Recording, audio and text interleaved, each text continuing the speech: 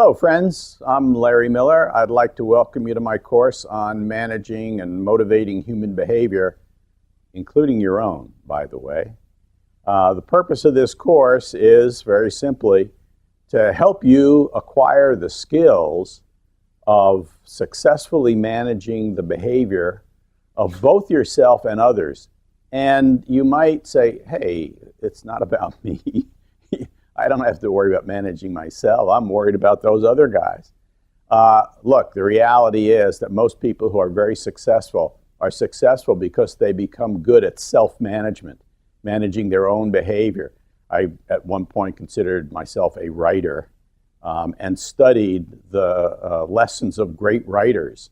And the biggest problem they had was not grammar or sentence structure. The biggest problem they had was sitting themselves down and actually producing.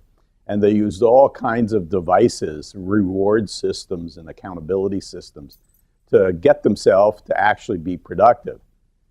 We all struggle with managing our own behavior, and if we're good at mastering our own behavior, we'll probably be pretty good at motivating and managing others because the same principles apply. They're fairly universal principles.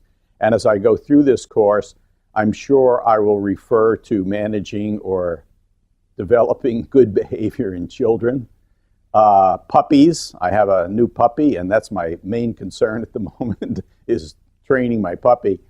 But there really are universal principles. And if you're going to be a successful manager, if you're going to be a successful team leader, you need to be successful at motivating other people as well as yourself. So that's what this course is about. I think you'll enjoy it, we'll have fun, and I am quite sure that if you try the methods that I'm going to talk about, you will find success. You'll find what works for you, and you'll find what works for your team, which is not necessarily exactly what works for other people, but the principles are universal, and that's what we'll go over. So the objectives are to learn a model of analyzing human performance problems and talk about whether it's a can-do or a won't-do, motivation or skill problem. That's a sort of a first level of analysis. We're going to go over what I call the coaching kata, the habits of effectively coaching others. You must develop those habits if you're going to be a successful leader in your organization. You have to coach others in a way that is well received by them and that is genuinely helpful to them. So we're going to go through a model of that and some applications of that. I'm going to give you some ideas for practicing it with your team. And we're going to talk both about motivating others and the principles of managing behavior motivation, but we're also going to talk about the system in the organization, because there is a system in the organization. And we want to look at how we can influence that system to be more positive, because frankly, many organizational systems are more demotivating than they are motivating. I got started, believe it or not, working in prisons in 1969 or 70.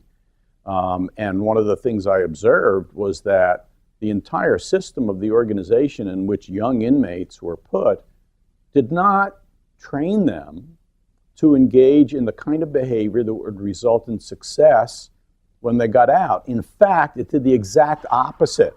So we have to look at the nature of the systems in our organization, and if you're familiar with Toyota Production System or lean management, you will find that they have unique systems for managing the motivation of their people in the right direction. And I'll share some of that as we go through.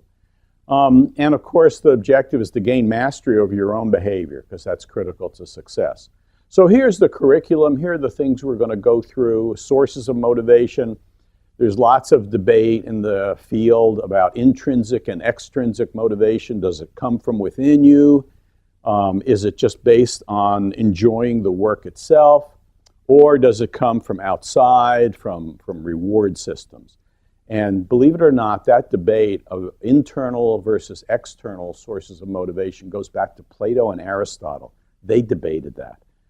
So it's not surprising we're still debating that. But I'd like to give you some ways of optimizing both, because we don't have to debate which one is right or wrong. We have to optimize all of them. So I'm going to go through the coaching kata. As I mentioned, we're going to talk about optimizing social reinforcement, reinforcement from the team, the people we work with. We're going to talk about the system of motivation in the organization. I'm going to give you what I just very easily call the ABC model of managing behavior and help you go through that and apply it to performance problems or people that you'd like to help change their behavior. We're going to talk about schedules of reinforcement, how reinforcement, rewards, if you will, are delivered. They are not all delivered in the same way, and there are schedules of reinforcement that have profound effect. If you understand the gambling idea, why do people become addicted to gambling? The answer is schedules of reinforcement. But we'll talk about that, and there are some real lessons for how you design motivational systems in your organization. We're going to go through the Mager model. This is called, Robert Mager and Peter Pipe wrote a book that was this can't do, won't do model of analyzing human performance. Very useful, been useful for a long time, and I'm sure you'll find that helpful. And then we're going to really do a session on self-management, because that really is a great challenge for many of us. I am a writer to some extent, and the people who actually write books are people not necessarily who are smarter than people who don't write books, but they're people who have mastered the self-discipline of sitting down at 8 o'clock in the morning and starting to write, whether they have inspiration or not. That's really what separates people who actually get books written and people who don't. So we're going to talk about self-management, and as we go through it, we'll apply the lessons to children. I know that's not why you're buying this course, but hey, we're all of us who are parents are concerned about our children, and even to our puppies, because I'm interested in that at the moment. So thanks for joining me, and I trust that you will enjoy the course. Thanks a lot.